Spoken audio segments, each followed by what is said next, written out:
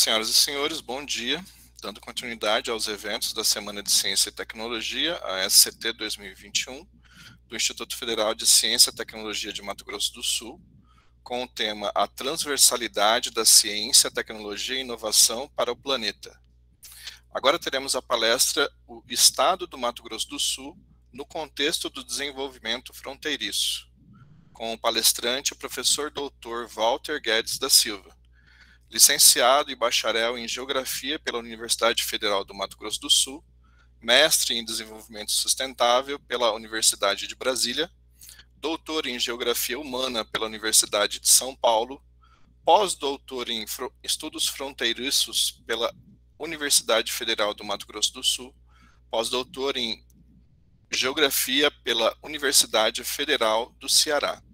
Comissão crítica nas seguintes universidades: Universidade de Sevilha, Espanha, Universidade de Pablo de Olavide, Espanha, Instituto de Estudos e Desarrollo, Instituto de Estudios e Desarrollo de Galícia, de la Universidade de Santiago de Compostela, Espanha, Instituto de Geografia e Ordenamento do Território da Universidade de Lisboa, Centro de Estudos em Fronteira, Centro de Estudos Geográficos e Ordenamento do Território da Universidade de Coimbra, Portugal.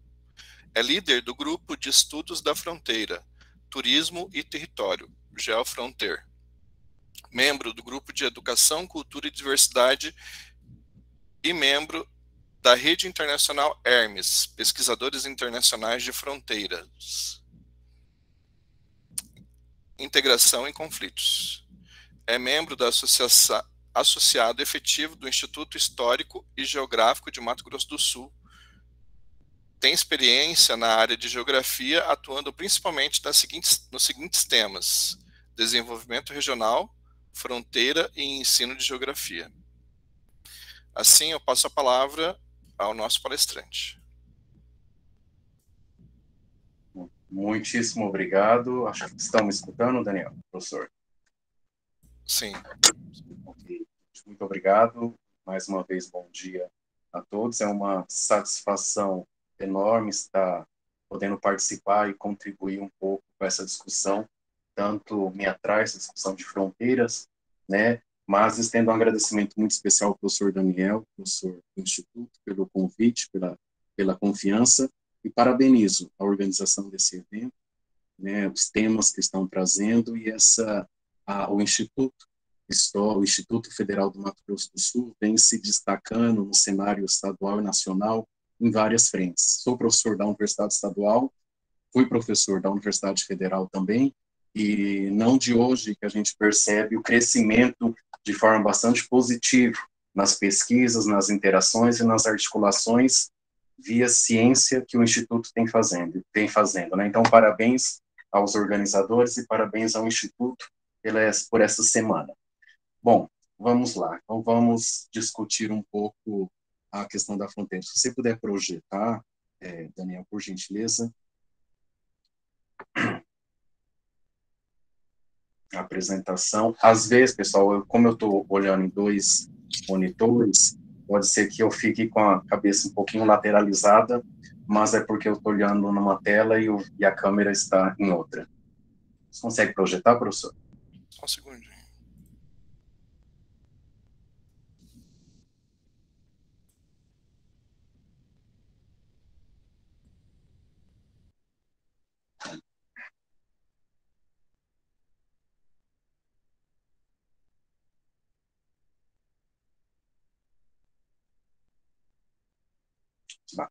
Bom, o nosso tema é um tema genérico, né? Como eu sempre falo, falar em ambiente acadêmico, em ambiente estudantil, ambiente universitário, é um ambiente que eu me sinto extremamente confortável, né? Porque eu comecei minha carreira acadêmica muito cedo. Aos 17 anos eu entrei na universidade como acadêmico e não saí mais até hoje. Então é um ambiente que eu me sinto muito confortável, porque eu acho que é o ambiente da troca, das interações e de debate de temas diversos, né? Então isso é bastante oportuno.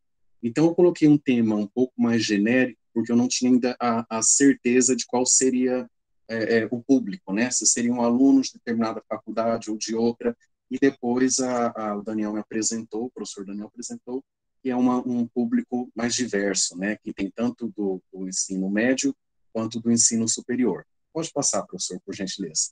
Bom, então, antes de falarmos especificamente no Mato Grosso do Sul e no desenvolvimento fronteiriço, é importante entendermos um pouco o que é o nosso território nacional. O Brasil, ele possui, não é novidade para nós sabemos disso, mas o Brasil possui uma característica de um país continental pela sua extensão territorial, né? Então, nós temos aí mais de 8.500 quilômetros quadrados, pensando que toda a Europa tem 10.100, quer dizer, quase o Brasil é quase toda a Europa. Então, isso dá uma noção e nos traz a relevância do que é o território brasileiro em extensão territorial. Estou nem discutindo a questão da diversidade, potencial de mercado consumidor, etc. Mas o tamanho desse território em relação a potencialidades, bem como as dificuldades que se tem em fazer gestão desse território. E, especificamente, o Brasil tem uma faixa territorial, né, que é essa relação com outros países, muito extensa, diferente de outros países, ou até mesmo outros países, como países europeus que o têm, mas possui uma característica muito diferenciada que eu vou falar um pouco, nós vamos conversar aqui um pouco, né? Em questão de potencialidade, já fomos a oitava maior potência, caímos bastante nos últimos anos, hoje estamos na 13ª, o que não é pouca coisa, né? Se nós pensarmos o que significa ser a 13ª, o que significa essa potência econômica que é o Brasil, enquanto arrecadação, enquanto riqueza, e olharmos o nível de desenvolvimento social, olharmos os indicadores com a área de educação, na área da saúde, na área ambiental, na área da concentração de renda. Isso não estou falando de hoje, estou falando historicamente do Brasil. Como que nós ainda estamos muito aquém de vários países, que possuem muitas vezes carga tributária menor, inferior à nossa, entretanto, um potencial desenvolvimento social, né? Quando eu falo desenvolvimento social, estou falando em qualidade de educação, em direitos, em garantia da cidadania, etc., muito maior. Então, o problema do Brasil, eu falo, não é o dinheiro, né? O problema do Brasil não é arrecadação. Dinheiro, capital, o Brasil tem considerável. Bom, e aí temos algumas poucas características, eu coloquei, temos uma das maiores biodiversidades do mundo, né? Temos Mata Atlântica, temos Pantanal, temos biomas riquíssimos, maior riqueza de água potável do mundo está no Brasil, tanto superficial quanto em lençóis freáticos. Bom, floresta tropical, um grande mercado consumidor, uma diversidade de culturas e estilos de vida, o que é um ponto extremamente interessante, e eu posso até discutir isso mais, dependendo das perguntas, porque eu lembro que uma vez perguntaram sobre identidade de povos para mim, perguntaram qual que é a identidade do sul-mato-grossense, né? O que constitui a identidade do nosso povo? Quais são as características que mais podemos colocar para falar isso, de fato, é a característica do sul-mato-grossense? Assim como o Brasil, mas o Mato Grosso do Sul de forma muito mais especial, a nossa maior identidade é pela diversidade, porque nós não temos, historicamente, um processo de ocupação, um processo de colonização, um processo de desenvolvimento do território do sul do Mato Grosso, que posteriormente vai se tornar o Mato Grosso do Sul, por um grupo específico. Nós somos formados por uma diversidade que envolve desde nacionalidades de povos nacionais, sejam indígenas, sejam os nordestinos, sejam os gaúchos, que é muito forte aqui, como dos estrangeiros, né? A colônia oriental, a colônia dos muçulmanos, os europeus, italianos. Então, essa diversidade acaba fazendo parte do nosso DNA, que acredito eu que às vezes é pouco explorado. Pode ir para a próxima, por favor? A próxima, acho que se não me falha a memória, vai ter é só uma questão simbólica, né? Se nós pegarmos o território brasileiro, acho interessante esse mapa que eu encontrei, porque não estão todos os países da Europa, mas olha como a maioria dos países da Europa, proporcionalmente, cabem dentro do Brasil. Isso é para a gente ter uma noção que quando nós falamos em planejamento, gestão de território, quando nós falamos em relações comerciais, em comércio com os países vizinhos, quando nós falamos em tecnologia, a nossa perspectiva não é e não pode ser igual à discussão que é feita em alguns países, né?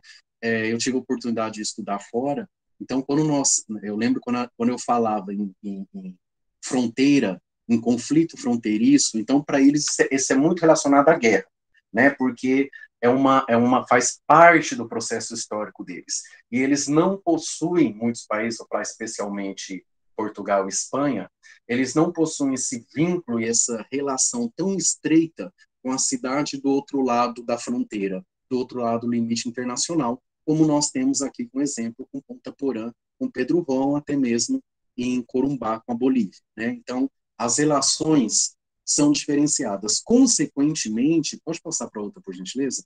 Consequentemente, os conceitos, as políticas públicas, elas também têm uma outra perspectiva. Então, isso é muito importante. Quando nós falamos em fronteira, que fronteira estamos falando? De que país estamos falando? Quando nós falamos em desenvolvimento, é dentro de qual grupo social?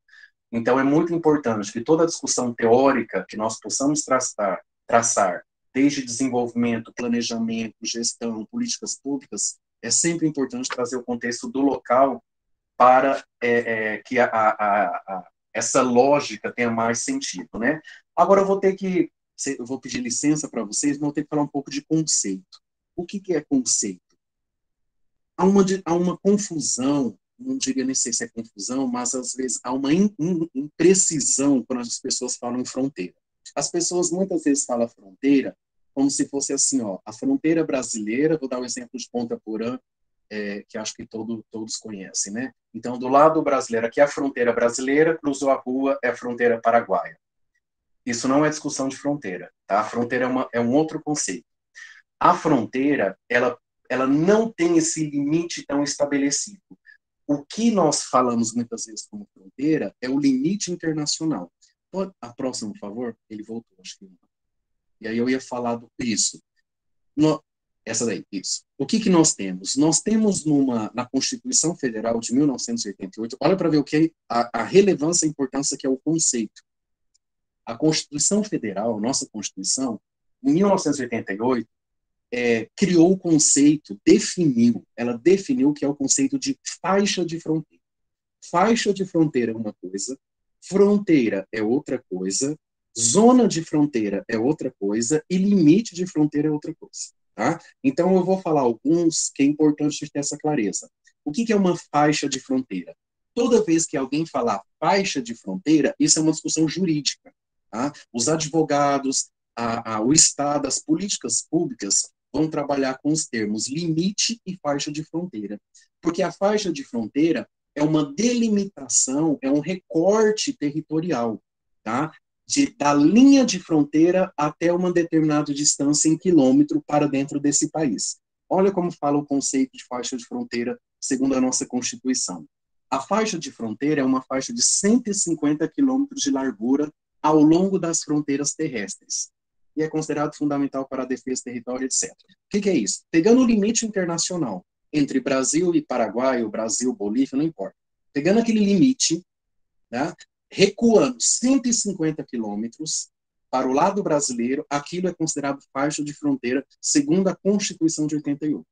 E esse é o conceito que o governo utiliza. Então, quando o governo pensa em políticas públicas para faixa de fronteira, significa que os municípios que estão dentro dessa faixa de 150 quilômetros podem ser atendidos por essa política, podem receber os recursos que são destinados a essa política, podem implementar os programas de desenvolvimento que foram definidos para esse território da faixa de fronteira, e isso já aconteceu.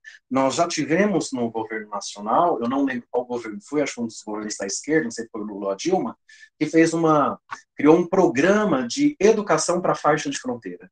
Então, quem que pode? Quais são as escolas que podem participar? Só aquelas que estão dentro dessa faixa de 150 quilômetros. Quando a gente trabalha com esse conceito de faixa de fronteira, a lei ela é muito fria, né? Porque é 150 quilômetros, ela é gravada. Então, às vezes, os 150 quilômetros dá na metade de uma cidade, né? Ou chega perto de uma cidade por falta de 5 quilômetros, não atinge uma outra, não atinge aquela determinada cidade. Então, existem esses problemas quando a gente trabalha com esse conceito de faixa de fronteira. tá? A palavra faixa tem essa limitação. Mas o que é interessante é nós observarmos por que nós discutimos tão pouco fronteira e por que deveríamos debater tanto a fronteira. 27% do território brasileiro está em faixa de fronteira. 27% do nosso território, ele está nesse limite de intersecção com outros países, que na verdade são 10 países da América do Sul. Nós temos essa articulação com 10 países e pouco estabelecemos vínculos de comércio, vínculos nas relações sociais, ainda é muito precário esse potencial que nós temos de fazermos fronteira com 10 países para explorar isso no sentido do desenvolvimento humano e social. 11 estados do Brasil estão dentro dessa faixa de fronteira e, ao todo, são 588 municípios que eu fui fazer a conta. É muito município. Nós temos mais municípios na faixa de fronteira que alguns países inteiros. Então, nós temos 588 municípios em faixa de fronteira. Então, isso demonstra, evidentemente, a necessidade de pensar a fronteira sobre uma outra perspectiva. Nesse mapa, se nós observarmos, tem vários pontinhos, né? Pontinhos amarelo, pontinhos vermelho e laranja, não sei se a visualização está boa. Mas aí é para detectar mais ou menos a distância dos municípios. Os que estão em vermelho, se vocês perceberem, tem uns vermelhos que estão bem na linha da fronteira, são as cidades gêmeas. Cidade gêmea é um outro conceito. Tem faixa de fronteira, que todos nós já sabemos muito bem o que significa. Quando alguém falar faixa de fronteira, vocês já sabem. Ela não está falando de fronteira. Ela está falando de um recorte territorial de 150 quilômetros, que chama-se faixa de fronteira. No Paraguai, por exemplo, a faixa de fronteira é 50 quilômetros, não é 150, porque a legislação federal deles estabelece que as políticas públicas para a faixa de fronteira vão até 50 quilômetros. No Brasil, é 150. Pode passar para a próxima, por gentileza? Então, nós temos aí, além dessas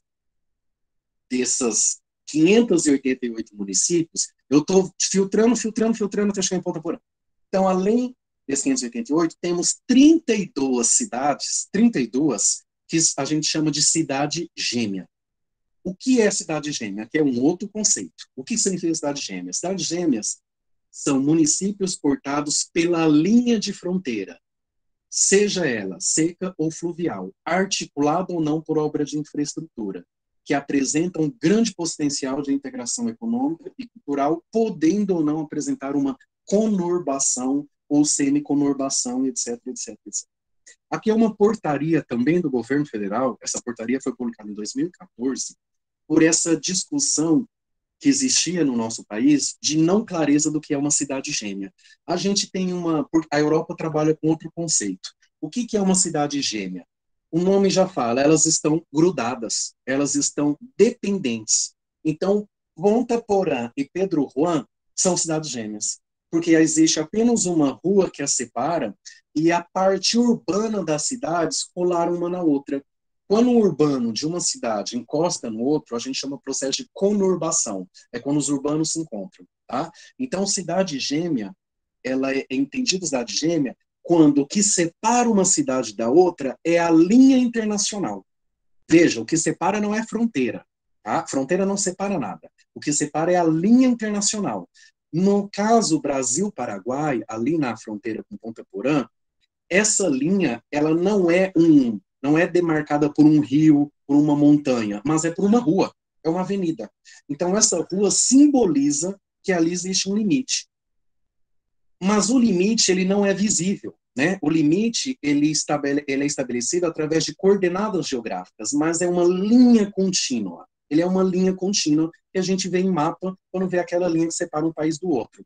E para visualizar essa linha, é comum colocar marcações, às vezes tipo um totem. Às vezes tem algumas marcações que indicam que ali, de um lado é um país, do lado é outro, para ser como referência para as coordenadas geográficas. Tá? Agora, então, cidade gêmea, esse é um outro conceito importante para nós, que nós vamos chegar no caso de Ponta Porã, é quando os urbanos da cidade se encontram. Pode ser, de fato, igual Ponta Porã, mas pode ser igual Ciudad del Este, que, na verdade, é uma ponte, né? A separação está por ponte, mas você tem ali as duas cidades do lado, né? Então, você também é um processo é de cidade gêmea, não houve a conurbação, ela não se encontrou, mas estão próximas porque o rio acaba separando e limitando esse processo de um urbano se encontrar com outro, ao ponto de nós não sabermos o que é um país e o que é o outro. Quem chega de fora e vai em Ponta Porã, de cara a pessoa nem percebe que entrou no outro país, né? Ela não se dá conta. Isso é um processo de conurbação. Bom, pode ir para a próxima, por gentileza? Aqui eu vou falar o que é o limite. Essa foto é uma foto aérea, é de Ponta Porã, tá? Ponta Porã com Pedro Juan. Esse lado amarelo é o lado, se não me falha a memória, brasileiro. Minha visão não está boa. É o lado brasileiro. E o lado que tem aquela linha tracejado vermelho é o lado paraguaio. E esse tracejado de negro no meio é o limite internacional. Então, quando nós temos a intenção de fazer alguma referência ao outro país, então, é sempre o limite. É o limite que estabelece. O limite separa. O limite separa um território do outro. É o limite que separa, não é a fronteira. Então, o limite diz que aqui existe uma lei, para cá existe uma regra, para o outro lado existe outra regra. Então, esse limite, no caso nosso, olha como é interessante a discussão de fronteira, né? Porque nós temos um caso aqui, Ponta Porã, que o limite é uma rua, ele está cruzando uma rua. O que significa? Que todas as relações humanas, sociais, comércio, mercado, ele não tem uma barreira física, não tem um muro, como Estados Unidos e México. Não tem um rio, não tem uma montanha. Ou seja, as conexões que se estabelecem nessa zona de fronteira, depois eu vou explicar o que é a zona de fronteira, então elas são muito intensas. Mas agora falamos do conceito do que é faixa de fronteira, falamos do que é processo de conurbação e falamos do que é cidade gêmea. Agora, falando o que é limite. Segundo a escritora Bia Osório, o limite internacional foi estabelecido como conceito jurídico associado ao Estado territorial no sentido de delimitar espaços mutuamente excludentes e definir o perímetro máximo de controle soberano exercido por um Estado central. Então, o limite, ele tem como princípio jurídico separar. Aqui é uma regra, aqui é outra, certo? Pode ir para a próxima, por gentileza. Bom, aqui tem mais uma imagem, que já é uma imagem aérea, né? Que aí está Ponta Porã e Pedro Juan. Isso. E aqui eu vou trazer um outro conceito, que talvez seja o mais caro e um dos mais complexos de se trabalhar. O que é, então, a fronteira? A fronteira, se ela não é um limite, ela não é uma faixa, né? O que é a fronteira, então? A fronteira se refere a uma área indefinida, uma zona percorrida pelo limite internacional que se aproxima da noção de geográfica de região. Bom, vamos ver se eu consigo limpar isso daqui. Existe um limite que ele é estabelecido juridicamente. Então, está por coordenadas geográficas, é uma linha. A fronteira, ela não tem uma definição clara. A faixa de fronteira tem, que a faixa de fronteira é 150 quilômetros. Quando fala fronteira, ela é uma zona de transição. É entre um e outro. Então, quando nós falamos em região de fronteira, significa que até onde as relações que estabelecem entre esses dois países, se complementam e criam uma dinâmica própria. Então, a fronteira, ao contrário do limite que separa, a fronteira, ela cria elos e vínculo entre esses dois diferentes. Então, através de um comércio, olha o exemplo de Pedro Juan. Olha o que significa o comércio paraguai, que faz com que, eu lembro quando eu era criança, iam ônibus e ônibus e ônibus de várias cidades do Mato Grosso do Sul e até de outros estados, iam para Pedro Juan fazer compra. Eu lembro que a alegria que a gente tinha de ir para o Paraguai para fazer compra, né? Então, vejam só, essa é uma discussão de fronteira. A fronteira paraguaia alcança até onde? Discutindo a questão do comércio. Então, se a gente discutir o comércio, até Dourados, nós estamos falando de faixa de fronteira, de região de fronteira, porque as relações comerciais de Ponta Porã, ela não se limita àquela faixa de 150 quilômetros. Em algumas regiões, a fronteira ela é bem menor, em algumas regiões ela ultrapassa 150 quilômetros. O que vai definir isso? O que vai definir isso é a dinâmica do local. Não é uma lei que define isso. Eu não consigo, por uma lei, falar até onde as relações de articulação dessas duas cidades, que é Pedro Juan e Ponta Porã, vão se estabelecer com as outras cidades dos territórios, tanto paraguaio quanto brasileiro. Então, isso vai depender do comércio, vai depender da indústria, vai depender dos incentivos. Por exemplo, cada vez que aumenta a cotação do dólar, essa fronteira ela diminui porque vai muito menos gente para lá comprar, diminui esse fluxo. Então, a fronteira ela é maleável, ela não é uma coisa fixa. O que é fixo é o limite, o que é fixo é a faixa de fronteira. A fronteira ela tem essa maleabilidade dependendo do que eu estou discutindo. Se eu quero discutir a saúde na região de fronteira, eu tenho que saber quais são os laços e os vínculos que o setor de saúde de Ponta Porã e Pedro Juan estabelece com determinados países, determinadas cidades, para mim traçar a região de fronteira tendo como discussão a saúde. Se eu for discutir o comércio, com certeza esse mapeamento pode ser de outras cidades, porque são objetos diferentes que eu estou discutindo a temática fronteira. Pode ir para a próxima, por favor. Tem uma outra, deixa eu ver se é a próxima que tem um conceito de fronteira que eu gosto. Aqui. Estou falando de fronteira é zona ou região de fronteira. Esse conceito eu acho interessante. Ó. Segundo Ferrari, a zona de fronteira é um espaço de confluência entre dois territórios nacionais. E sua compreensão não está na ideia de divisão, e sim de ligação territorial. Então, enquanto o limite separa, diferencia e fala que aqui isso é crime para esse país, isso aqui para esse país não é crime, o limite tem esse papel de separar, a fronteira tem um papel de unir. A fronteira, ela não tem, quando a gente fala zona de fronteira, eu não estou discutindo só as questões legais. Dentro da discussão de zona de fronteira, eu discuto toda a ilegalidade junto. Na discussão de zona de fronteira ou região de fronteira, vamos colocar como sinônimos, tem pequenas diferenças, mas vamos adotar aqui como sinônimo. Quando eu estou discutindo zona de fronteira ou região de fronteira, eu estou discutindo a realidade como ela se impõe nesse território, e não a lei que é fria. Porque a lei ela é pensada baseada em questão técnica. Olha, a lei fala 150 quilômetros, ponto, acabou, em 1988. Agora, quando eu vou falar de uma zona de fronteira, bom, aí existem políticas públicas, existem incentivos, existe toda uma dinâmica, existe, olha o que é Ponta Porã em relação ao dólar. Todo mundo sabe disso, quando o dólar dispara, o comércio despenca, né? Quando o dólar cai, aumenta o fluxo de pessoas indo para Ponta Porã comprar. Tá vendo como que a discussão da zona de fronteira depende de políticas públicas, depende da economia, tem N discussões, perdão, que perpassa essa compreensão do que é fronteira. Bom, tendo em vista que na fronteira existem faixas territoriais de cada lado do limite, que é aquelas faixas, caracterizadas por interações, embora internacionais, criam um meio geográfico próprio, apenas perceptível em escala local ou regional.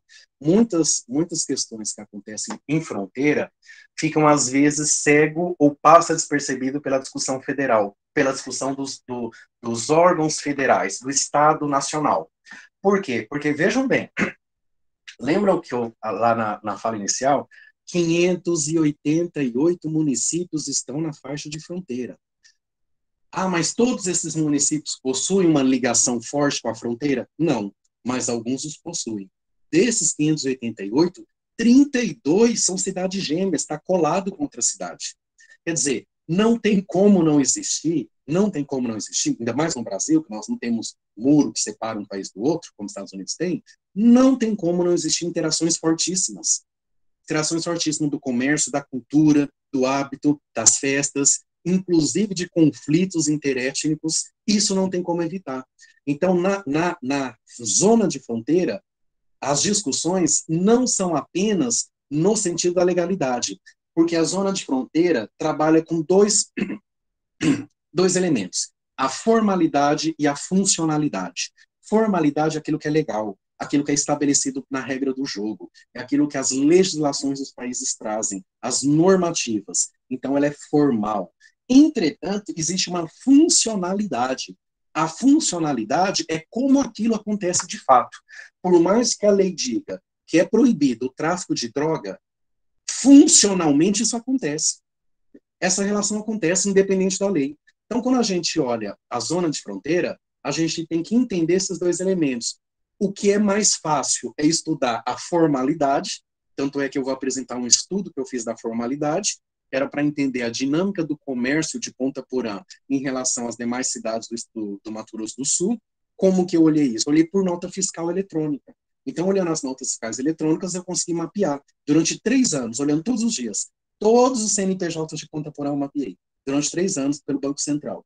Então, eu consegui estabelecer qual que é a rede econômica de comércio que Ponta Porã estabelece com as demais cidades do Mato Grosso do Sul. Mas isso é uma perspectiva da formalidade. Agora, quando vai para a funcionalidade, que aí entra o informal, aí é difícil. Né? É difícil mapear porque não tem esse controle. Né? Então, isso é muito interessante a gente ter em vista. Existe o formal, entretanto, existe o funcional. Parênteses, nem tudo que é funcional é ilegal. Tá? Nem tudo que é funcional é ilegal.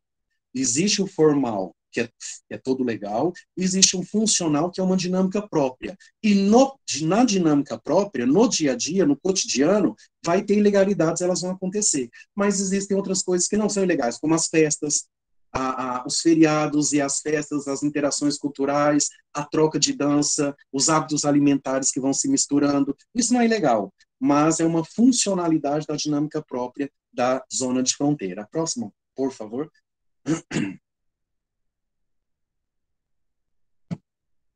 Bom, Mato Grosso do Sul nós temos 79 municípios, olha só, 44 municípios do nosso estado estão na faixa de fronteira. Aí eu pergunto, por que tão poucos estudos discutindo a fronteira no Mato Grosso do Sul? Nós temos aí, juridicamente falando, 44 municípios se enquadram, que podem ter projetos específicos, que têm políticas públicas específicas direcionadas à faixa de fronteira, que podem ter programas e gestão de território diferente de outras regiões, pela característica específica que ocupam, tendo como, inclusive, como suporte a própria Constituição Federal, mas não é explorado. É raro encontrar políticas públicas específicas para a faixa de fronteira. Das 32 cidades gêmeas, que é aquelas cidades que se colam, 7 estão no Mato Grosso do Sul.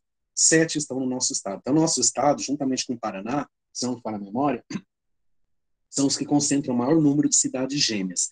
Outra discussão interessante, nós já falei o que é cidade gêmea, né? É quando elas se colam, que formam um processo ou de conurbação, ou até mesmo de semiconurbação.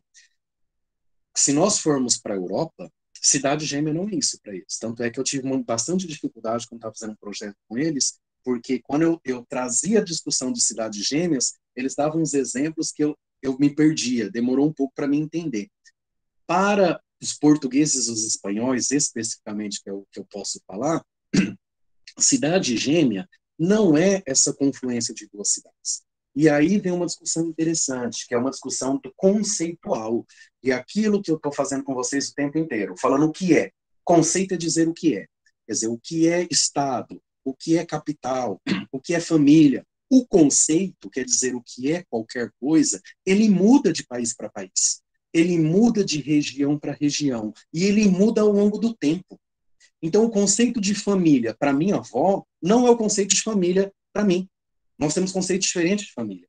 Porque o contexto histórico e a realidade social pela qual ela vivia, existia um conceito de família que era inquestionável e era o único. Então, a gente verifica que os conceitos mudam conforme a minha crença, conforme os laços sociais que eu estabeleço, o conceito também muda.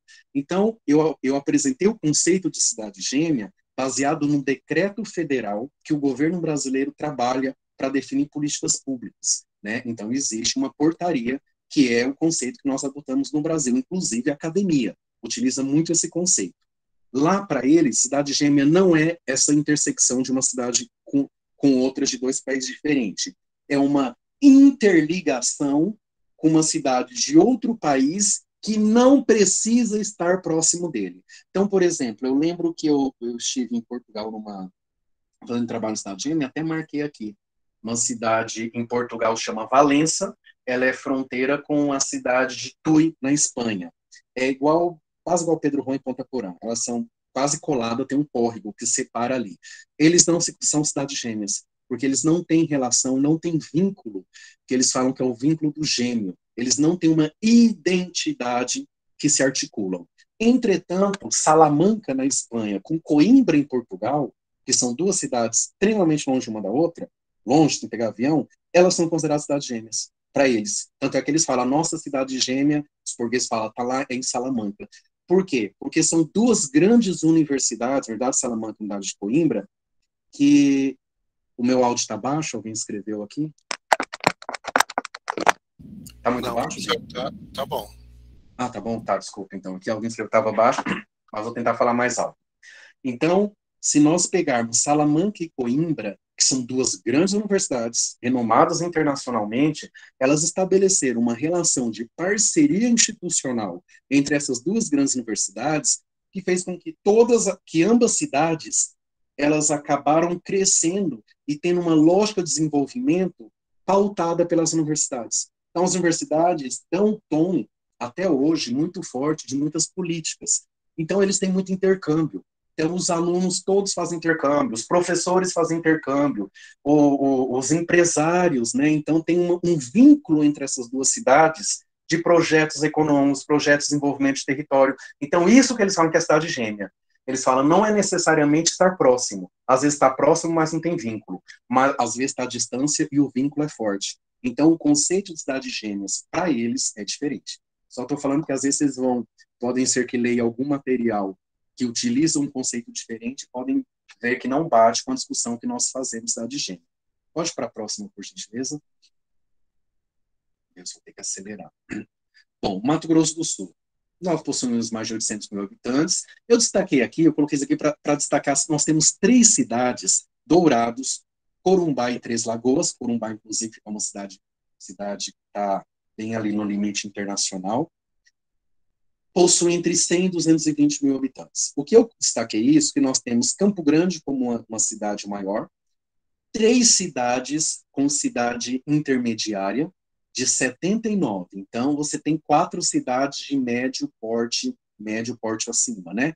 21 municípios, perdão, na cidade, 21 municípios, que tem entre 20 e 100 mil habitantes, e 53 com menos de 20 mil habitantes. O que isso significa? Significa que o nosso estado possui uma característica predominantemente de pequenas cidades. Isso é fundamental para fazer discussão de fronteira. Nós estamos discutindo pequenos conglomerados, pequenas aglomerações urbanas, e isso também tem um impacto e uma dificuldade, muitas vezes, de desenvolvimento de políticas públicas e de articulação de territórios com outros países. Até pela expressão, muitas vezes, que esses municípios têm, que é pouco, pelo seu capital, pela potencialidade que eles têm. Então, o que acontece no nosso estado? Nós não temos grandes polos de desenvolvimento. Se a gente vai para o estado de São Paulo, você tira a capital São Paulo, são inúmeras cidades próximas de São Paulo, até distante, que são de destaque, são polos de desenvolvimento, né? São cidades que têm expressão que não é só a capital São Paulo, elas têm uma articulação financeira, econômica, de tecnologia, de negócio muito grande. Não é uma realidade do nosso estado, né? Nós não temos grandes polos de desenvolvimento. E nós não temos os polos. O que nós temos, o professor Tito, da Federal, talvez alguns de vocês conheçam, ele trabalha muito bem, a minha referência para discutir fronteira aqui do nosso estado, ele desenvolveu um trabalho que ele chama de micropolo de desenvolvimento. Ele fala, nosso estado não tem polo, nosso estado tem micropolo. O que é micropolo? É um município que ele tem uma pequena centralidade, ele tem um destaque em relação aos municípios próximos a ele. Ele possui financeiramente, articuladamente em seu comércio, entre aspas, uma superioridade, tá? E no caso, Ponta Porã, ele classificou como um desses micropolos, que ele chama de micropolos geográficos de ligação. Pode ir para a próxima, por favor. Que, na verdade, o que é isso? É uma regionalização, né? Então, o procedimento metodológico que ele utilizou é pensarmos a regionalização do território, quer dizer, como pensar em Ponta Porã, como que eu penso numa política de fronteira, num município que pensar numa política para um município como Campo Grande, como Dourados, qualquer outro município que não esteja ligado nessa proximidade da linha internacional da fronteira, é um contexto. Não dá para pensar em política de território para Ponta Porã com a mesma perspectiva ou o mesmo embasamento teórico que nós temos para os municípios. A fronteira dá uma peculiaridade, dá uma especificidade, dá uma vantagem competitiva que não pode ser ignorada. Entretanto, muitas vezes o é. Não especificamente só Ponta Porã, mas vários municípios que possuem essa característica, né?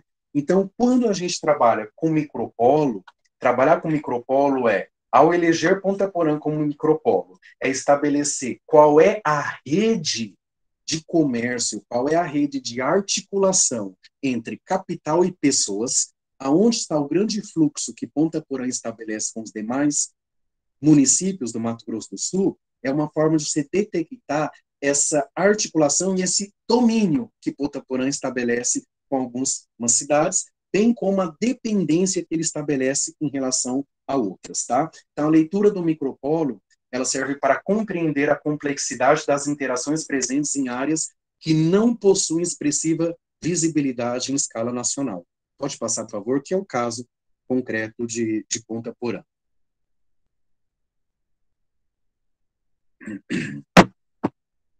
Bom, aqui, daqui eu mais ou menos eu falei, quando a gente identifica micropolo, a gente acha uma centralidade urbano-regional. Gente, vejam bem, deixa eu fazer um parênteses aqui. Existe uma crítica muito forte sobre essa teoria de micropolo, tá? Que eu comungo parcialmente. O que é um micropolo? É como se você colocasse Ponta Porã como um centro e ali a gente vai estabelecer qual é o vínculo e a dinâmica que Ponta Porã estabelece na sua área de domínio. Quem que Ponta Porã é o centro de quem? Certo? Quais são essas 7, 8 cidades que Ponta Porã centraliza pela sua expressão econômica, financeira e de fluxo de pessoas e capital? Isso é um ponto. Algumas teorias mais recentes, que essa teoria do micropolo é antiga, acho que é dos franceses dos anos 70. Algumas correntes mais atuais fazem a seguinte crítica. Hoje em dia, os municípios não possuem mais dependência um do outro. Não existe essa hierarquia, que a gente chama de hierarquia urbana. É uma teoria, que se chama teoria da hierarquia urbana. É uma corrente para explicar o poder de um município sobre outro. Fala, isso não existe mais. Com a globalização, os municípios não precisam se articular entre eles, porque ele se liga direto ao grande mercado internacional. Ele se liga direto ao grande mercado consumidor que está na Europa. Então, o vínculo dele é direto. Não é mais enquanto uma região, para que a região se articule com o global. Né? Pensa no local, que é o município, esse micropolo de atuação dele como uma região, e o global como o grande mercado internacional e o mercado consumidor dos demais países. Então, essa teoria fala que não tem sentido discutir micropolo pelo micropolo. Entretanto, aí eu vou fazer a defesa do micropolo, é verdade que os municípios, que as pessoas individualmente, nós nos relacionamos com o mundo inteiro. Nem precisa passar pelo município, nós temos esse contato. Entretanto, isso não quebra, não tira de atuação, não tira de importância a regionalização que esses municípios conseguem em nível local. Né? O que eu estou querendo dizer? Que o vínculo com o global não mata, não destrói a região desse território. Eu acho que são duas coisas distintas e ambas acontecem paralelamente. Então, quando nós discutimos política de desenvolvimento de fronteira de território, nós temos que ter um olhar sempre desse local, como que o município, como que essa cidade fronteiriça cria os seus vínculos e a sua dinâmica no território local e como esse vínculo local é estabelecido com o mercado internacional. Isso dá um trabalho absurdo. Mas é através dessas relações do local com o global que eu consigo entender e pensar nas políticas públicas, pensar em financiamentos, pensar na gestão desse território.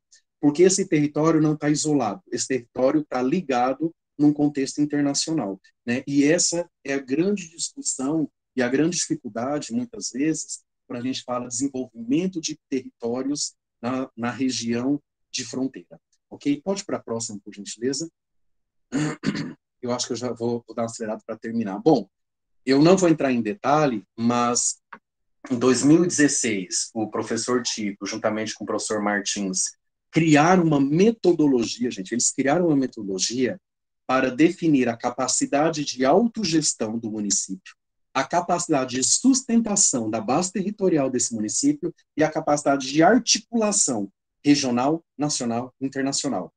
É uma fórmula enorme. Aí tem a ver com PIB, tem a ver com renda per capita, tem a ver com benefícios sociais, tem a ver com capacidade de pagamento da dívida do município. Ele é economista, é geógrafo e economista, então foi uma fórmula que ele desenvolveu. Eu tive a oportunidade de aplicar essa fórmula. Pode deixar naquele mapa, essa próxima, que é o mapinha. Eu tive a oportunidade de aplicar essa fórmula, fiquei 1 ano trabalhando, fazendo um mapeamento com auxílio, evidentemente, do professor Tito. Inclusive, detectamos essa rede de articulação de Ponta Porã, tá? Por grau de importância. Começa por Campo Grande e termina em Laguna Carapã. Essa é a rede de comércio formal de Ponta Porã. Então, quando a gente pensa quais são os municípios, pode ver que está até pintado em vermelho ali no mapinha lateral, os municípios pelos quais Ponta Porã, de fato, tem uma rede comercial, tanto de compra quanto de venda, expressiva, né, dentro evidentemente, entendendo a expressão dentro da potencialidade desse município, essa é a rede de articulação. Então, muitas vezes a gente olha políticas públicas, olha por a importância de fazer esse mapeamento. A gente pega uma política pública, vocês já devem ter visto isso, fala região da Grande Dourados, a região do Pantanal, genérico, fala região como se fosse uma coisa solta. Região da Grande Dourados. Mas quem que são os municípios que compõem? Ah, esse. Por que esses municípios compõem essa região? Qual é o vínculo que eles têm? E aí, quando você começa a aprofundar os estudos, a gente percebe que às vezes tem um município ali próximo de Dourados que ele quase não tem relação com Dourados. Não é o fato de estar próximo que caracteriza uma região. Não é o fato de ser um vizinho do outro que caracteriza que aquilo é uma zona geográfica. Não. O que caracteriza uma região são os vínculos pelos quais eles se estabelecem. E uma região, uma zona, não é necessariamente, gravem isso, pode ser uma novidade para vocês, uma área contínua, que é uma mancha no mapa, aquilo é uma região. Nós podemos ter região que são várias manchas separadas, mas todas elas possuem um vínculo. Exemplo, região produtora de petróleo no Brasil. Não é uma área única. Você tem pontos separados ao longo da costa brasileira. Região produtora de soja do Mato Grosso do Sul.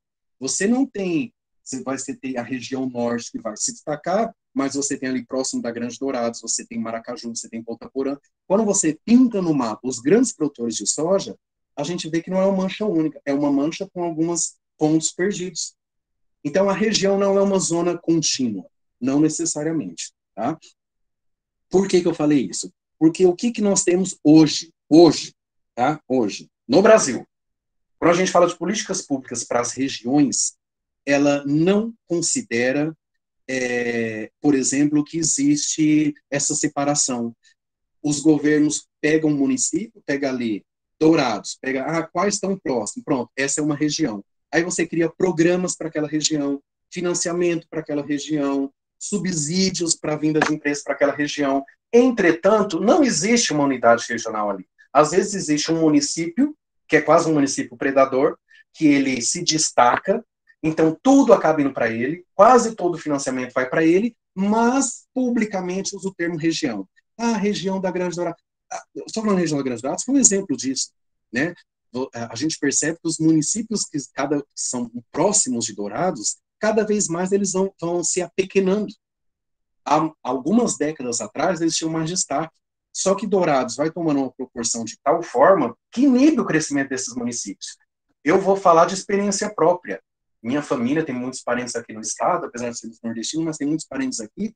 Tem muita gente que eu conheço, faziam isso, não sei se ainda fazem, que saem desses municípios pequenos para ir no médico, por exemplo, em Dourados, e já passam nesses atacadão para fazer compra. Às vezes todo mês fazem isso. Então, verifica que como que o município de Dourados, ele atrai estudantes, ele atrai as pessoas para a questão médica, ele atrai as pessoas para fazerem compra no comércio, Percebe? Então, às vezes, esse polo central, ele inibe o desenvolvimento daqueles que estão próximo dele. Tá? Então, existe essa contradição. Entretanto, quando a gente olha, toda vez que vocês verem, vocês vão prestar atenção. Quando fala uma política para a região tal, aí você olha, o que é que eles entenderam como região? Eles pegam o município e colocam tudo quem está do lado e falam, isso é uma região. Isso é um conceito frio, isso é um conceito impreciso e que não traz, de fato, a realidade do território. Pode ir para o próximo, por favor? Eu já vou tentar conduzir para finalizar. E aí nós temos uma discussão que me interessa muito e que muito me incomoda, que eu chamo de o fechamento das fronteiras. Passa, por gentileza. Aqui é uma foto dos Estados Unidos com o México. Vejam bem, a fronteira, nós já vimos, por isso que eu quis falar de conceito, a fronteira, ela é um espaço não definido com um limite tão preciso, que da confluência entre dois, que cria uma dinâmica própria, que tem interações. Então, a fronteira, ela une porque as pessoas moram de um lado, cruzam a rua para estudar. Olha o que acontece em Pedro Juan, em Ponta Porã. Quantos alunos? 30% dos estudantes do lado de Ponta Porã, eu fiz esse levantamento, da educação básica, são paraguaios. Eles cruzam a rua todos os dias para estar em escolas brasileiras. 30% que estão em escolas do lado de Ponta Porã. Muitos deles têm a dupla nacionalidade, isso é muito comum já, né? Porque só o fato de nascer do lado brasileiro já consegue essa nacionalidade. Então, existe essa dinâmica na educação, existe essa dinâmica no comércio, né? Olha o que é comércio, a gente cruza a rua, compra, ou cruza para o outro lado, abastecer carro, e etc, etc. Então, a fronteira é isso, ela é essa dinâmica, ela une, porque ela cria laços, ela cria identidades, e ela cria um espaço único. As relações que ali estão estabelecidas são dali, não são de outras regiões, né? Elas são específicas dali. Mas o que acontece? Após a World Trade Center, né, quando foi mesmo? 2001, né? 2001, né? Foi a queda das Torres Gêmeas. Com a queda das Torres Gêmeas, o que aconteceu? Veio à tona esse discurso do combate ao terrorismo, do combate à imigração ilegal e do combate ao tráfico de drogas. Olhem o que aconteceu com a nossa coitada querida fronteira. A fronteira, que até então era vista como o espaço da união, o espaço da integração entre culturas, entre povos, entre línguas, entre comércio, começou a ser vista como um problema.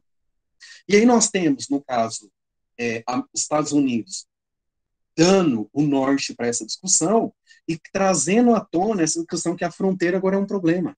Porque tudo de mal que acontece vem pela fronteira, o que é um equívoco, né? Para ter uma ideia, eu não lembro a porcentagem, eu sei que é mais da metade das drogas que entram no Brasil entram pelos portos, não é pela fronteira seca. Tem um pesquisador que fez esse levantamento.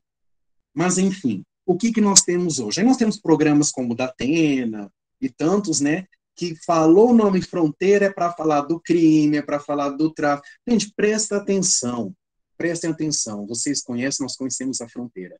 Existem os problemas, existem as ilegalidades que existem em qualquer outro centro, quem conhece São Paulo, quem conhece Campo Grande, quem conhece Dourado sabe.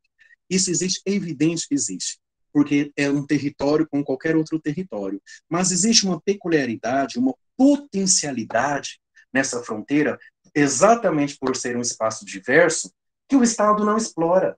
E ao não explorar, virou as costas para a fronteira. O que o governo brasileiro, não estou falando do governo atual, isso eu quero deixar bem claro, que também o fez, estou falando de governos, isso é uma sucessão de governos brasileiros, eles viram as costas para todo o oeste brasileiro, para toda aquela faixa enorme de fronteira, tem 588 municípios, fica de costa, e olha para a Europa, olha para o oceano. Então, a grande preocupação é Estados Unidos e Europa. E simplesmente ignora os países da América Latina, os países pelo qual nós temos 10 países fronteiriços. Então, como que isso se efetiva na concretude? Quando os americanos começam a construir os seus muros. E isso estimulou, não que eles foram únicos, mas isso estimulou, no contexto internacional, uma discussão de que a fronteira é o grande problema da humanidade. Né? Então, nós temos aí mais de 80% de construção física física, ou é muro, ou é cerca de arame farpado, construção física. No limite internacional, veja só, a construção não é na fronteira, porque a fronteira é uma zona, é uma faixa, ela não é fixa. Mas no limite, que é fixo, então o limite, como tem Ponta Porã e Pedro Juan, que é uma rua, muitos países que tinham esse limite seco, que não tinha nada que separassem, agora tem muros. Então a fronteira, que tinha até então o conceito de integração, começa agora a ter o conceito de separação. Ou seja, o diferente não tem que ficar junto, o diferente tem que ficar diferente, certo? Então é um discurso de segregação, de não articulação, de não políticas de integração. Então a restrição de circulação de pessoas, circulação de produtos, circulação de capital, né, acaba criando o que alguns autores chamam de zona tampão. Então limita. Quando você cria uma zona tampão, é difícil você desenvolver aquele território. Porque você tem uma cidade, nós temos um município que ele está dentro de uma faixa de fronteira, está, além de estar na faixa de fronteira, está próximo do limite da fronteira, muitas vezes é uma cidade conurbada contra o país, o que caracteriza a constituição de uma cidade gêmea. Como que você separa? Estados Unidos fez isso, né? Estados Unidos tem ali na fronteira com o México as cidades que literalmente colocam o muro para limitar. Passa para a próxima, por favor. Eu coloquei um mapa não, desculpa, uma tabela. Bom, vocês não vão conseguir, mas tudo bem. É só para entender, o país 1, país 2. Eu trabalho fazer isso daqui, então fala, e eu não estou enxergando. Deixa eu... País 1, é que eu sou cego, gente, mesmo com óculos, viu? Deixa eu abrir aqui no meu computador, que eu consigo, só para falar um ou dois exemplos.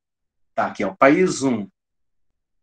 Gente, eu estou vendo Botsuana, Zimbábue, estou vendo aqui. Então tem quantos quilômetros foi feito, qual que é a projeção. Então, aqui, pode passar para a próxima. São dois, isso. Né? Tem a Rússia. Então, aqui eu coloquei todos os países que, nesse século, construíram muros e cercas. Olha quantos países construíram. Então, o que aconteceu? A fronteira foi incorporada e assumida por esses países. Aí tem a Arábia, Turquia, Uzbequistão, Rússia, Estados Unidos, todo mundo construindo muros ou cercas, todo mundo se separando. Então, eu insisto ainda no conceito da fronteira como um processo de integração, de articulação e de desenvolvimento do território. Entretanto, o que a gente percebe no cenário internacional é a fronteira indo para um outro sentido. É a fronteira sendo um problema, como se o problema estivesse na zona de fronteira. Então, quer dizer, toda a culpa do tráfico agora é da fronteira. Todo o problema da violência na fronteira. Porque aí você sai da fronteira, vai para o litoral brasileiro, como se isso não existisse de forma muito maior ainda. Né? Então, na verdade, não é a fronteira. É a falta de políticas públicas, muitas vezes. Entretanto, tem que se justificar. Né? Sempre busca justificar alguns problemas. Pode ir para a próxima, eu acho que já estou encerrando. Que aí a gente abre para algumas questões, se vocês tiverem. Bom,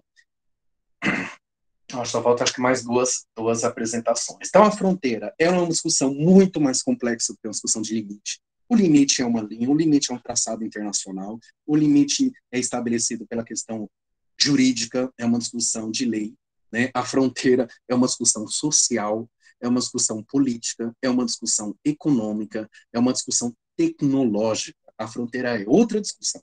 É uma discussão de articulação de desenvolvimento de território. Tá? Territorializa grupos sociais. Então, nós temos na fronteira grupos sociais diversos, territorializado, estabelecido, né, com processos históricos diferentes, com línguas diferentes. Isso é uma riqueza. Eu acho isso assim.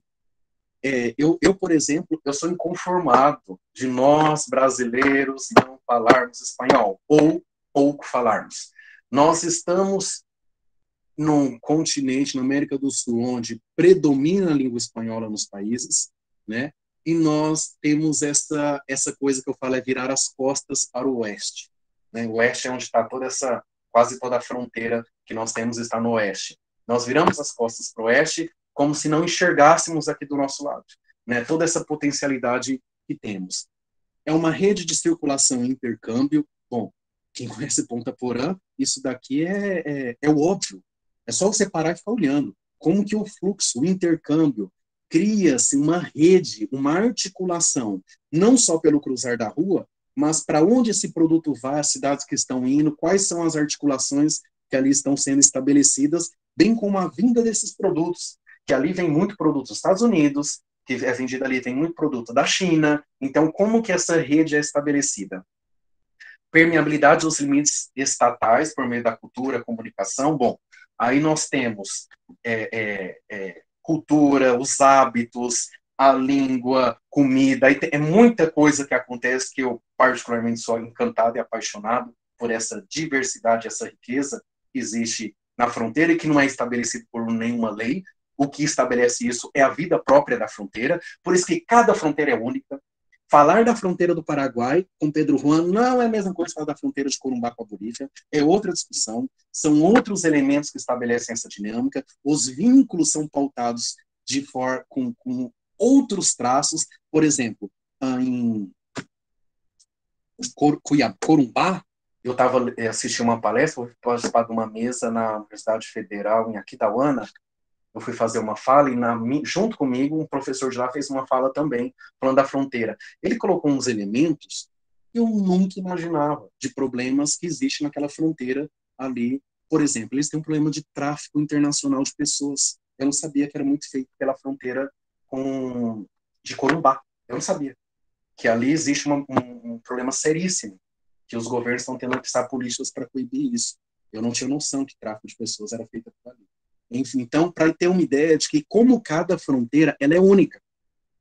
Uma lei não consegue pautar as fronteiras. As 32 cidades gêmeas do Brasil são únicas. Tem que ser pensado na sua peculiaridade. Diferenças nos sistemas de poder do território, evidentemente, e ela é um espaço relacional, é um lugar de comunicação, trocas e conflitos. Tá? É evidente que na fronteira existe conflito. É evidente que na fronteira existe a ilicitude, existe a ilegalidade, como existe em outras regiões não fronteiriças. Tá? Também faz parte. Né? Então, a fronteira ela não está à parte disso daí.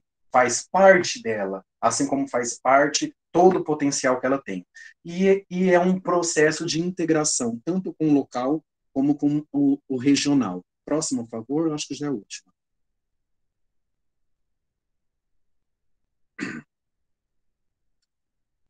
Ah, tá. Bom, pode passar, pode pular essa. Bom, uma consideração aqui. Há uma riqueza de biomas no nosso estado, que é essa ponderação.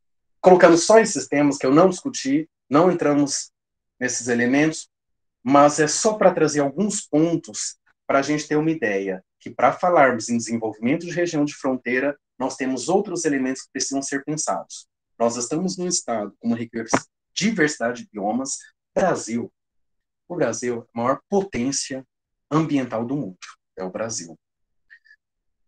Eu não lembro de um governo que conseguiu utilizar isso politicamente no cenário internacional, entendeu? Na hora de se impor e na hora de mostrar a sua liderança, e com isso, evidentemente, os benefícios financeiros e tecnológicos em prol dessa reserva que é do mundo. Né? O Brasil não consegue negociar com isso, ele tem muita dificuldade de utilizar o seu potencial para colocar na mesa para negociar, porque esse potencial só nós temos. Né? E o Brasil não põe na mesa na hora das negociações internacionais. Ao contrário, ainda faz coisas que fragiliza a nossa credibilidade. Tem uma concentração de grupos indígenas. Mato Grosso do Sul, segunda maior concentração de grupos indígenas do Brasil, perdemos para o estado do Amazonas, né? Então, isso é uma característica, é uma especificidade que merece atenção, merece ser pensado na hora de pensar em políticas públicas. É uma população constituída pela diversidade racial. Para mim, é uma das maiores qualidades do nosso estado, é essa.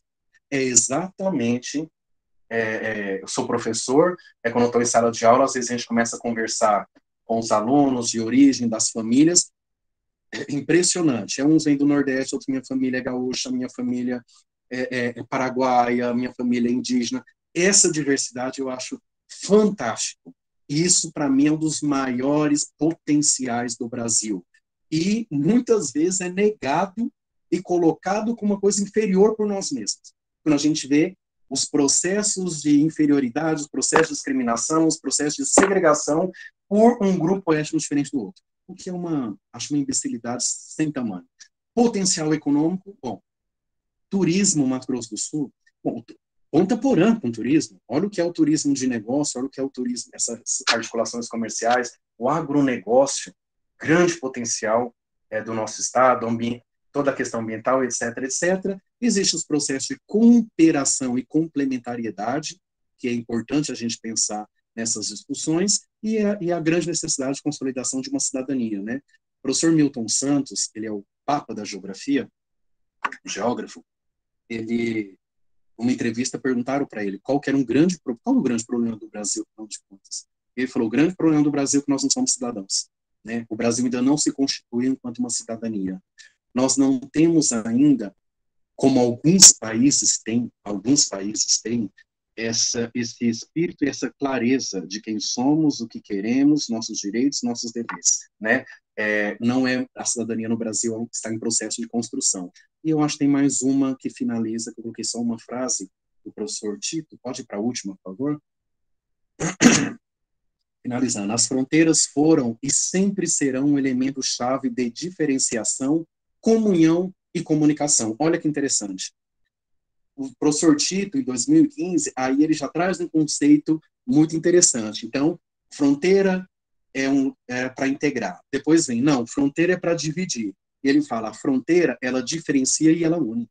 Elas são as duas coisas. Então, ela diferencia, há uma comunhão, que é essa intersecção, e comunicação, interpondo-se entre a ordem e a desordem, entre o formal e o funcional, abraçando nem sempre com equilíbrio as regras e os ritos socioculturais conexos e desconexos. A fronteira ela é um espaço das contradições. Então, tudo é possível ali. Tudo existe ali. Existe o formal, existe o funcional. Existe o legal, existe o legal. A questão é, como que o poder público atua sobre isso? Como o poder público utiliza essa peculiaridade, essas características para desenvolver esse território? Essa é a grande questão.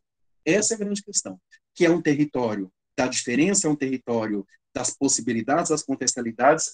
E aí, como que nós discutimos as políticas por desenvolvimento territorial? Talvez essa seja uma grande questão que eu não sei a resposta, mas eu acho que a resposta é um processo de construção conjunta.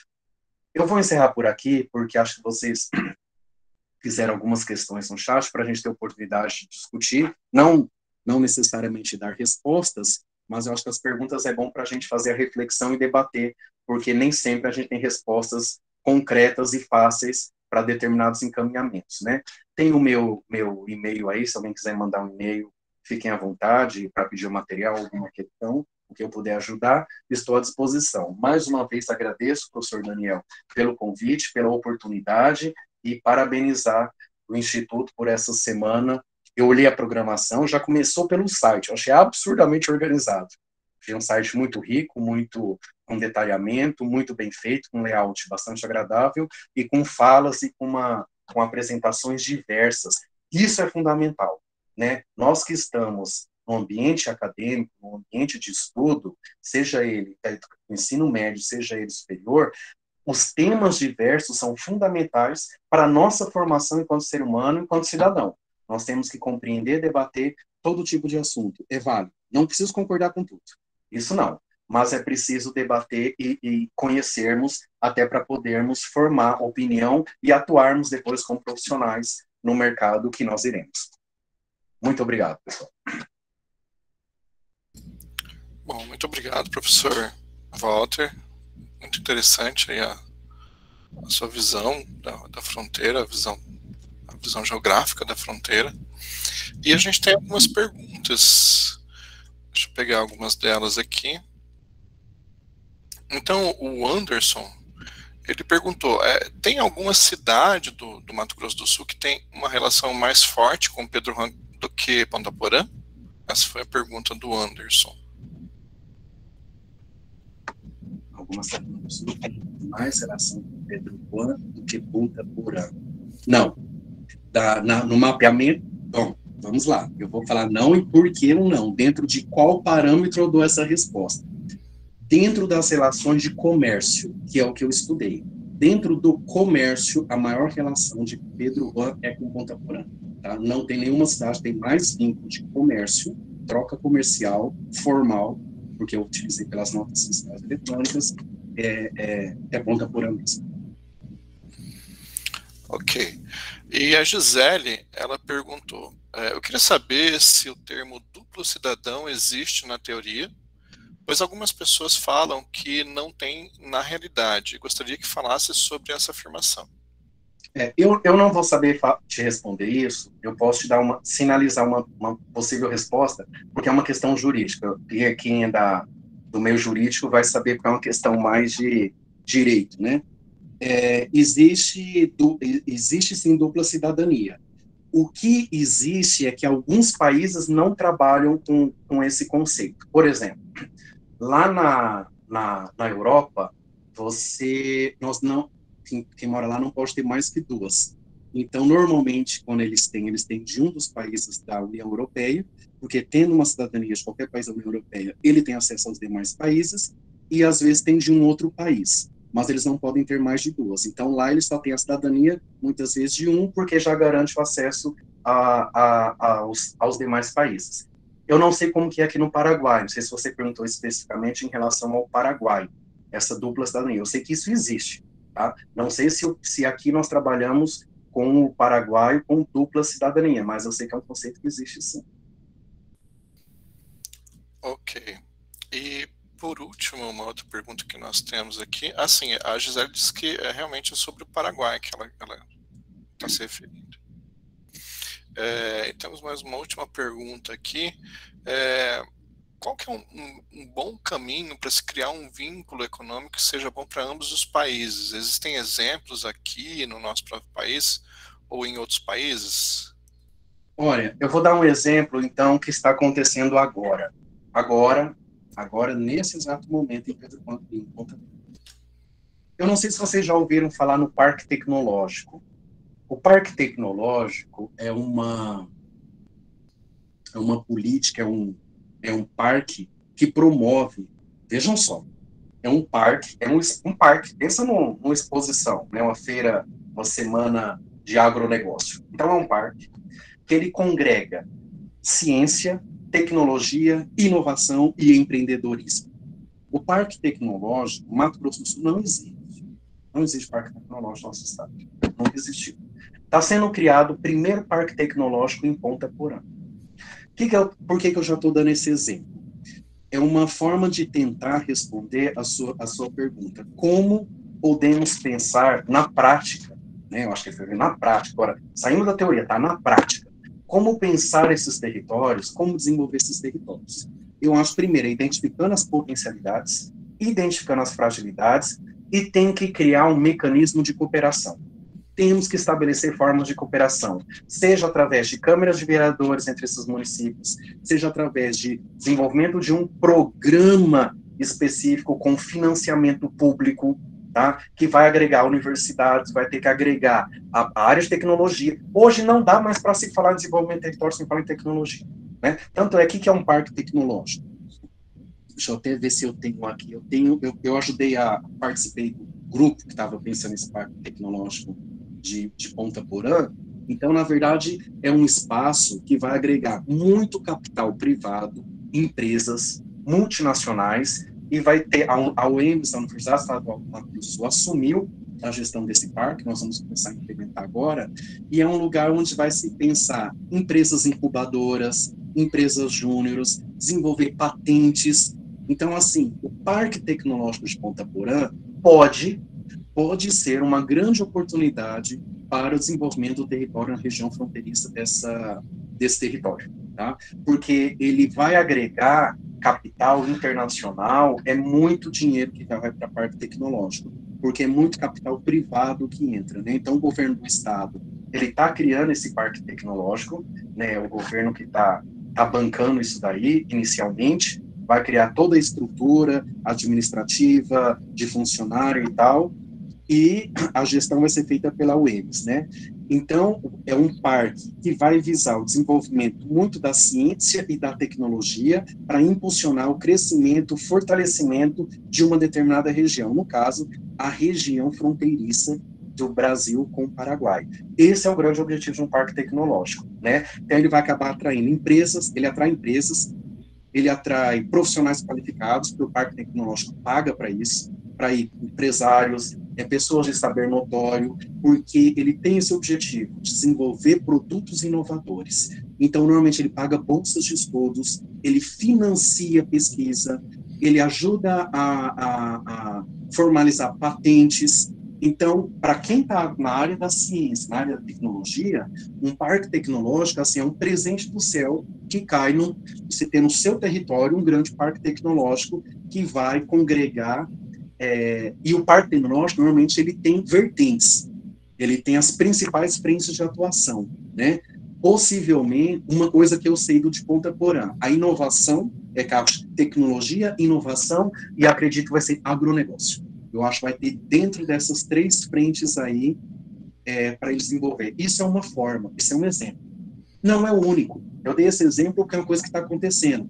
Essa discussão do Parque Tecnológico já está sendo feita há alguns anos, nós já montamos o projeto, já foi aprovado, o dinheiro já saiu, já todas as partes formais, e agora já temos até o espaço físico que vai ser construído, esse galpão, né, esse grande galpão, onde vai agregar essas empresas que têm interesse em ir para esse parque tecnológico, porque ele cria, o parque tem apoio de recursos humanos, no parque você tem toda uma estrutura para ajudar, então tudo que a empresa consegue em nível de inovação, de tecnologia, de patente, o parque acaba tendo parte de participação nisso também, né? E esse parque tem que investir no desenvolvimento desse território. Então, é uma política interessante que algumas cidades estão fazendo. Campinas é um exemplo. Campinas tem um parque tecnológico, parece uma universidade, o parque tecnológico deles. Prédios e prédios, assim. Tudo que é patente, inovação, tanto é que as universidades estão levando para o parque tecnológico suas patentes. As universidades estão jogando dentro do parque porque o parque é mais robusto, o parque tem toda uma estrutura jurídica de advogado preparado para isso, que as universidades é muito mais moroso, é muito mais trabalhoso, né? Então, as universidades, normalmente, elas se associam ao parque para elas estarem dentro do parque também, junto com esse setor empresarial, etc, etc. E tal. Entretanto, não é a única forma. Nós também podemos pensar nessa potencialidade, esse desenvolvimento desse território, por meio de programas específicos. Olha, são 4 P's. É política, plano, programa, projeto. Tá? Por ordem de hierarquia, política é a maior. Então, uma lei é a grande diretriz. Constituição Federal é uma política. A lei de uso do solo é uma grande política. Aí tem um plano, que é dentro desse princípio maior, que é uma política de desenvolvimento de territórios. É pensar num plano que vá dar mais ênfase para as regiões de fronteira, pode ter um plano específico, e aí dentro do plano, podemos pensar num programa, aí chegamos, de fato, na pergunta. Aí é pensar programa, agora um programa específico para desenvolvimento educacional na faixa de fronteira brasileira. Então, o programa, ele deixa mais claro o que vai ser trabalhado ali. É só na faixa, e nós vamos trabalhar para desenvolver a educação na faixa de fronteira. E aí é onde ele se implementa através dos projetos, né, que é o último P. O projeto é você ir no campo e executar. Você, de fato, executa. Mas os projetos, você pode ter vários projetos, para cada cidade ter um projeto, ou mais de um, eles sempre estão dentro de um grande programa.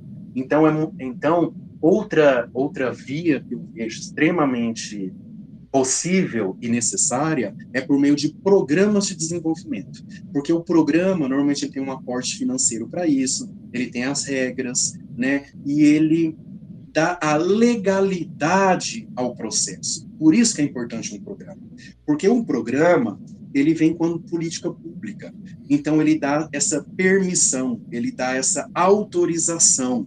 O programa ele legitima o poder público a atuar naquele território. Como?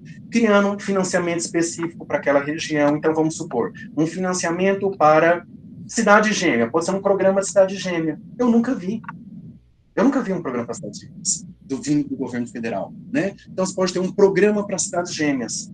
Então, qual que é o objetivo desse programa? desenvolver ou criar políticas públicas para desenvolver o território e diminuir a desigualdade social, diminuir a violência em estados gêmeos. Pode ser um programa. Aí, normalmente, ele tem recurso para isso, e para as outras cidades, qualquer outra cidade que é cidade, qualquer outra cidade que não seja cidade gêmea, não pode participar do programa. Então, por isso que é importante ter o programa, porque ele cria a legitimidade jurídica, ele cria o aporte financeiro e ele sinaliza por meio de diretrizes para onde nós queremos ir.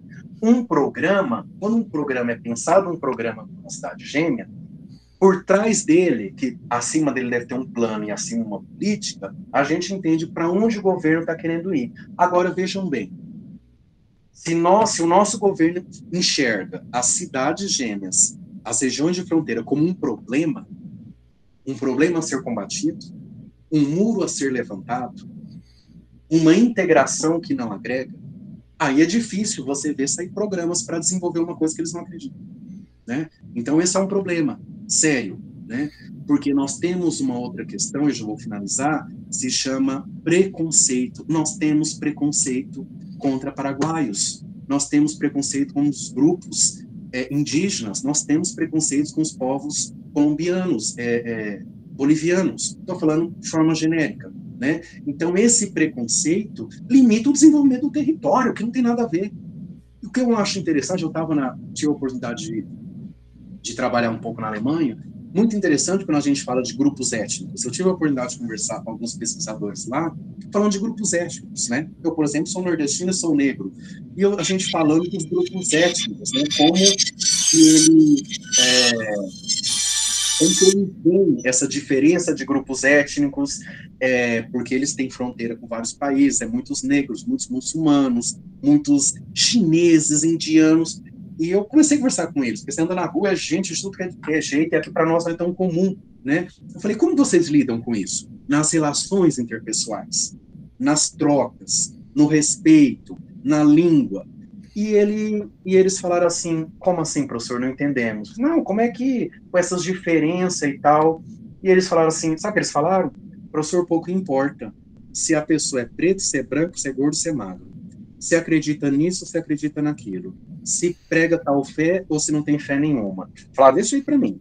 Se gosta de homem, se gosta de mulher, não gosta de ninguém, se gosta de uma árvore. O que importa para nós é o que a pessoa representa dentro do nosso sistema. O que ela faz aqui? Ela produz. Olha o que é a lógica capitalista da sociedade alemã. O que eu entendi, tem sentido. A tecnologia, a ciência, é o carro-chefe deles. Eles são um país altamente capitalista. Se você gosta, o teu gosto pouco importa. Você consome, você trabalha, você gera divisas, você gera lucro para o país, é isso que importa. É isso que importa para eles. Agora nós temos uma conotação diferente, né? Nós temos uma perspectiva ainda de que a cor representa algo. Eles acham assim, de um atraso, quando eu comecei a falar como era, eles riam. Eles falaram assim, nossa, vocês estão há alguns séculos. Eu falei, estamos há alguns séculos atrás. Porque ainda estamos discutindo isso. Como gênero, discutir ainda que mulher ganha menos que homem no Brasil. Então, uma discussão que é irracional. Se a gente parar para pensar bem, é muito retrógrado. E isso vai para as políticas públicas. Finalizando minha resposta. Então, muitas vezes, a falta de uma política, a falta de um programa, ela está permeada dos nossos preconceitos. Como se nas nossas 32 cidades gêmeas que temos nesse território brasileiro, não seria um grande potencial de desenvolver políticas públicas e aproveitar a potencialidade do outro que está no outro lado da rua. É aproveitar que eu estou próximo para criar uma política de ajudar a desenvolver o meu território também. De ajudar a desenvolver e interligar o meu sistema de saúde, de repente, com o do outro, que é melhor. Com a minha educação, que eu recebo 30% de alunos de lá, eu tenho que sentar com eles e pensar em políticas públicas, porque o meu sistema educacional está cheio de alunos do outro. Como é que eu posso discutir isso? Não se discute, só vem como problema, né? E juro que a última frase que eu vou falar, eu vou parar. Eu fiz um estudo do processo de ocupação e desenvolvimento do território do Mato Grosso do Sul, que eu não quis falar porque isso é uma fala mais histórica, né, de como esse território, o que é Mato Grosso do Sul, né? Eu fiz tudo sobre o que é esse território. Por que que o território virou assim? Por que Ponta Porã é desse jeito? Por que que as cidades nossas são do jeito que são? E interessante, em Ponta Porã, na época estava discutindo a questão da Mate Laranjeira, que foi uma das empresas que ocupou esse território no sul na época era Mato Grosso, aí final da Segunda Guerra, na final da Guerra do Paraguai até o governo Vargas, mais ou menos 1930, de 1870 a 1930 aproximadamente, ela tinha uma sede da Fazenda Campanário, tinha uma escola, né? E a maioria, porque boa parte do nosso território hoje era território paraguaio, nós tomamos com a Guerra do Paraguai, Ponta Porã era Paraguai. Então, tinha uma escola e que 400 alunos, tinha 400 alunos em pré-escola, no ensino fundamental, né, no ensino básico, ali no primeira etapa. 400 alunos. Os 400 alunos dessa escola, lá nos anos 20 do século passado, eles eram paraguaios, eram de origem indígenas, esses alunos, muitos deles. Então, eles falavam Guarani, eles tinham domínio da língua materna. Era proibido falar Guarani dentro dessa escola. Então, essa é a conotação que nós temos. Era proibido falar a língua. As crianças paraguaias, elas sabiam a história dos presidentes do Brasil de trás para frente, porque eles eram obrigados a decorar. Eles sequer sabiam se existia presidente no país Paraguai. Elas não sabiam se tinha presidente, mas sabiam a história de todos os presidentes do Brasil. O que eu estou querendo dizer?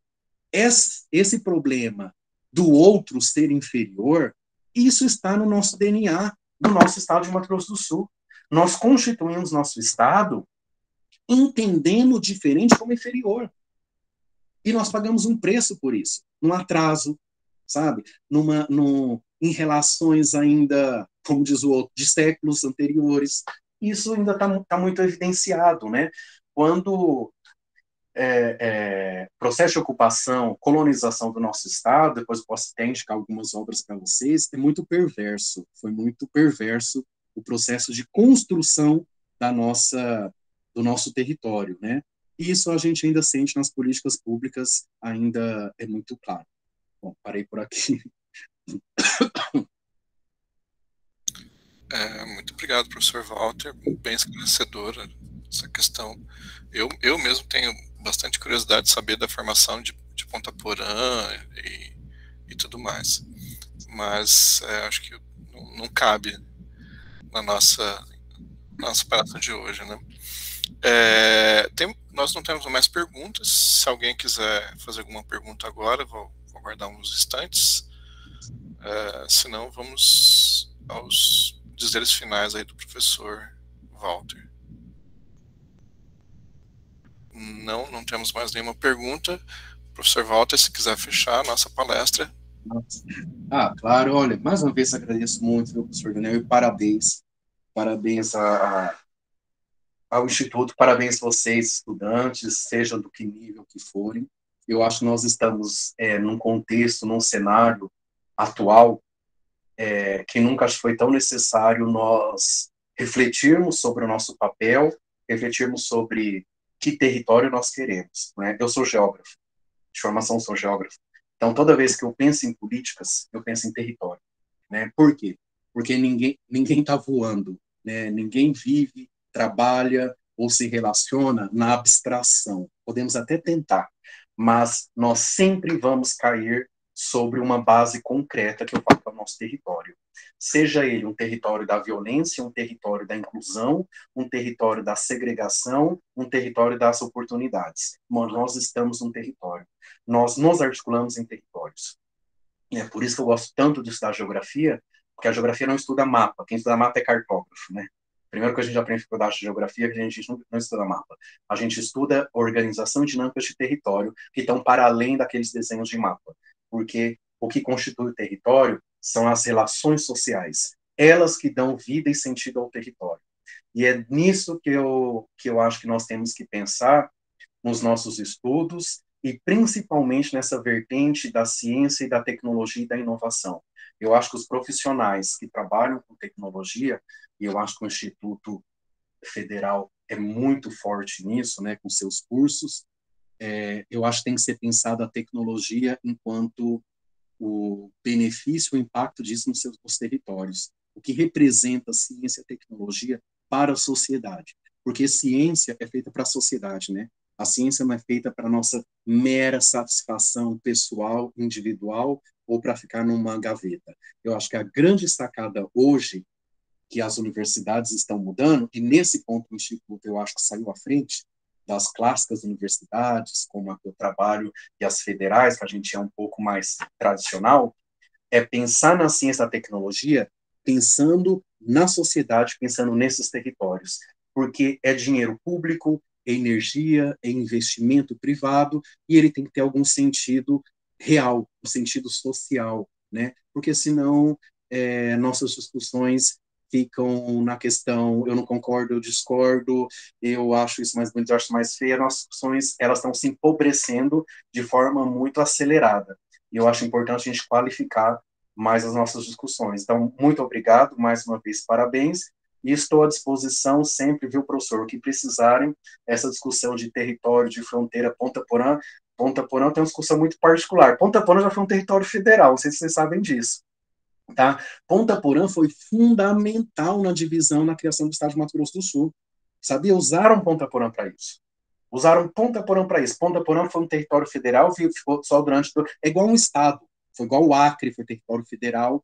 Ponta Porã foi nos anos 40, nos anos 40, o governo federal criou um território federal que era para coibir a atuação da empresa Mate Laranjeira nesse território. Quando ele cria o território federal, ele acaba com o poder da Mate Laranjeira. Quando ele consegue controlar esse território, que era controlado por uma empresa privada, ele destitui, ele cancela o decreto de território federal e joga Ponta Porã novamente a ser um município fronteiriço. Então, Ponta Porã teve um...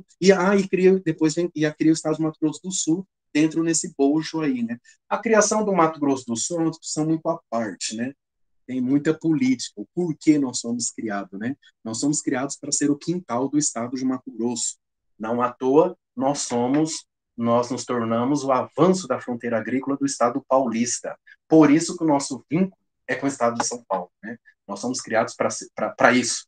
Teve um papel importante, mas isso é uma outra discussão. Estou aberto e parabéns e muitíssimo obrigado pela oportunidade. Muito obrigado, professor. Nós não temos mais perguntas. Agradeço a sua participação. Muito boa a sua palestra. Todo o Instituto agradece o seu empenho e a qualidade aí do material que o senhor nos apresentou. Muito obrigado. Obrigado, eu. Então, vamos encerrando por hoje, pessoal. Muito obrigado. Vou parar a nossa gravação.